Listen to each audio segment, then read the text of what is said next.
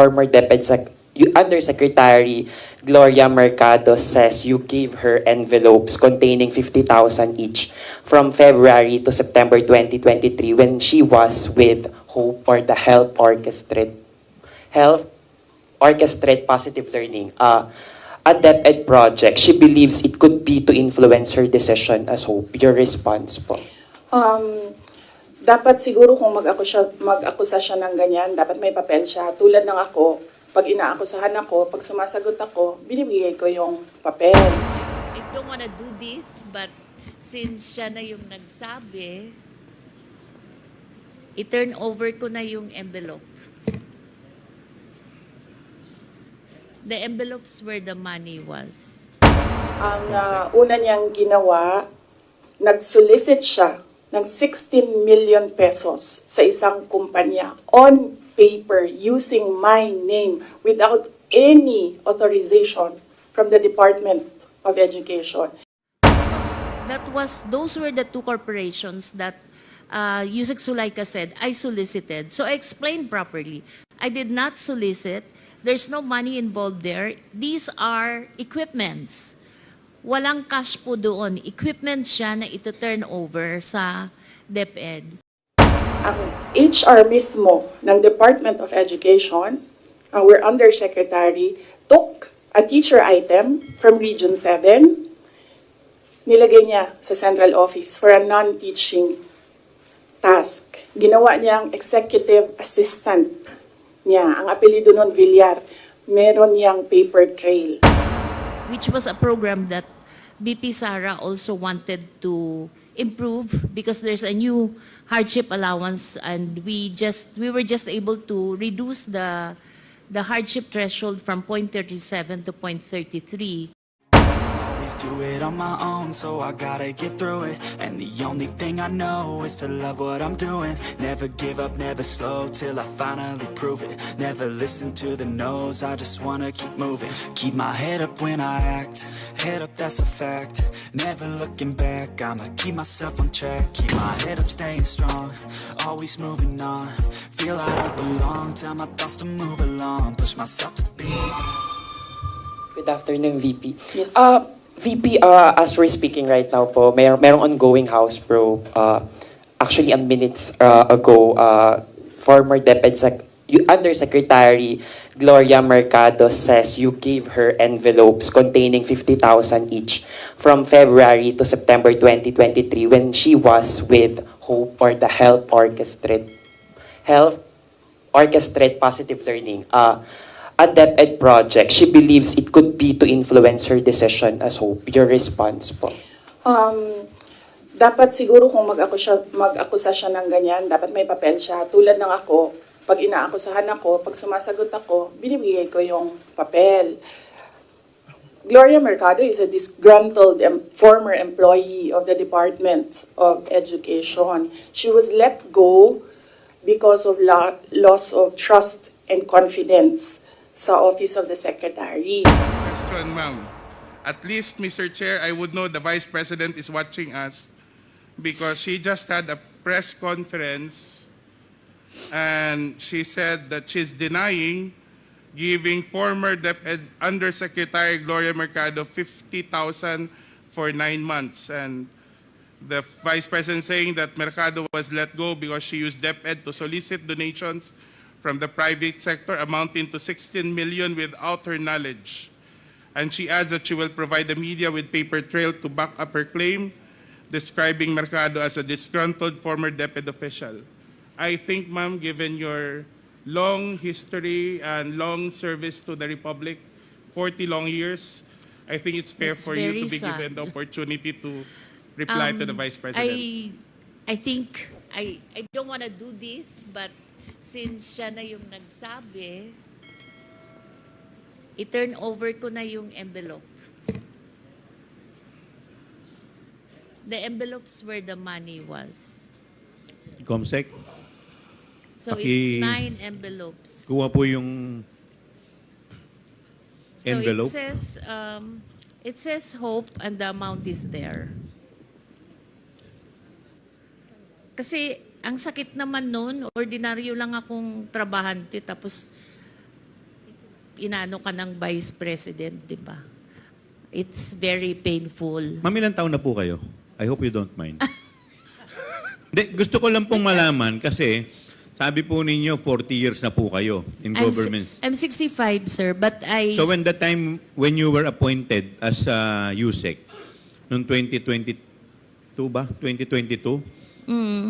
How old were you at I that time? was 64. 64. Yeah. I'm sure sa edad ninyong yan, after pagkatapos nyo pong pag-ingatan yung iyong pangalan for the past 40 years? Sagutin ko yun.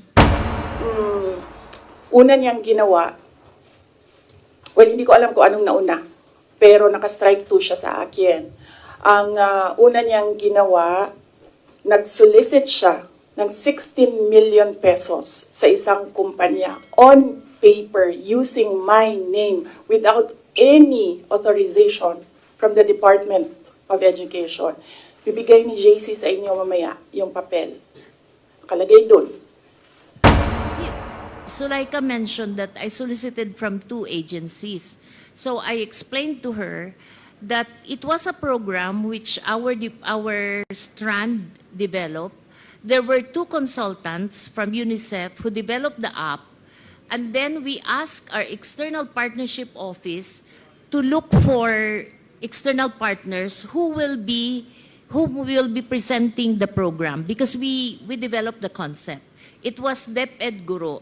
It's her being able to contact the 980,000 teachers. Parang kahit nasan siya, pwede niyang makausap yung mga teachers. The second one was for us to do an electronic mode of the RQA. Parang there's no human intervention anymore. Everyone uploads the credential. Even the computation of the teacher qualification is already on an what do you call this?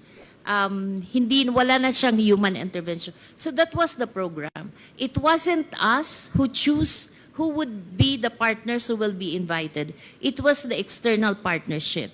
So we made a presentation to almost all the corporations. And then some of the corporations appreciated that it's a very important program. So some of them committed to buy, kasi what we did is we divided the total fund of 16 million into chewable chunks. So if you're interested with this package, ito lang. If you're interested with it, because not everyone naman wanted to pay the 16 million. But there were 2 corporations who were willing to fund, because we wanted to put one in Mindanao, one in Visayas, and one in Luzon. So there were 2 who committed to fund the full package, and those were the 2 corporations that Yusek Sulaika said I solicited. So I explained properly. I did not solicit. There's no money involved there. These are equipments. Walang cash po doon. Equipment siya na ito-turn over sa DepEd.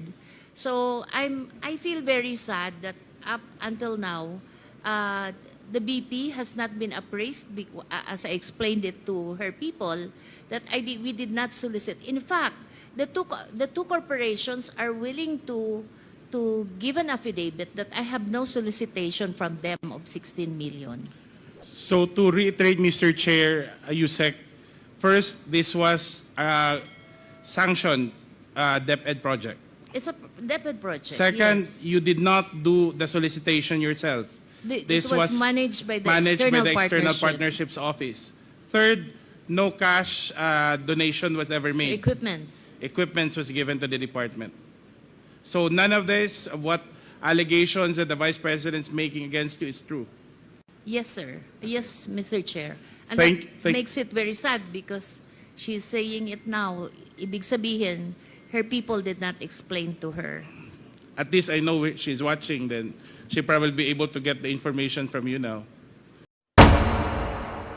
Pangalawa, noong nag-school visit ako sa Cebu,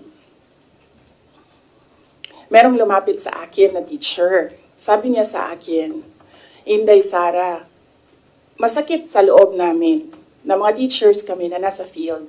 Tapos merong humahawak ng teacher items na wala dito sa aming probinsya o wala dito sa aming region.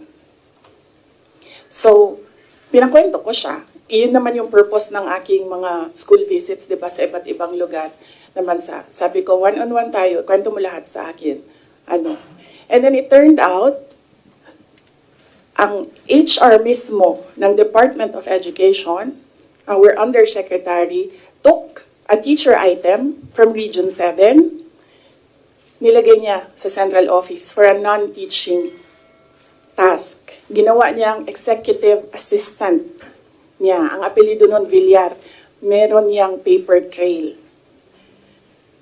So, nung bumalik ako sa central office, tinanong ko, totoo ba na meron tayong teacher item galing sa Region 7 na nandito sa atin? Totoo daw, nasa HR. HR pa mismo ang gumawa ng parang injustice sa teachers namin sa field. So on that second point, hindi ko na pinalampas. Sinabihan na siya na there is loss of trust and confidence. And you should go. And then she said na, pwede bang mag-retirement na lang ako instead na paalisin ninyo ako. Kasi ang tagal ko na, matanda na ako. And then sinabihan siya, okay, sige. You go. So she's a disgruntled former DepEd employee. I would like to respond to that because it's a press con. When I was called for by Yusek Sulaika, he said, Yusek Mercado, you have to go because one, you have a teacher in your staff. But I explained to them that the teacher was a contract of services when I joined DepEd. And the teacher has a pending application in Cebu because he's from the Visayas. And while he was working with us, he qualified for the RQA. But then when he received his appointment as a teacher, it was already past the opening of the class. It was almost opening, and the teaching load was already apportioned. So I called the RD. I said, can I still keep him? Because he was working on the special hardship allowance, which was a program that BP Sara also wanted to improve because there's a new hardship allowance, and we were just able to reduce the hardship threshold from 0.37 to 0.33. And she wanted the basis for the giving of the hardship allowance, special hardship allowance, revisited. So that's why that guy was the one working on it. So I explained, and I don't feel at all na guilty ako dun sa sinabi niya.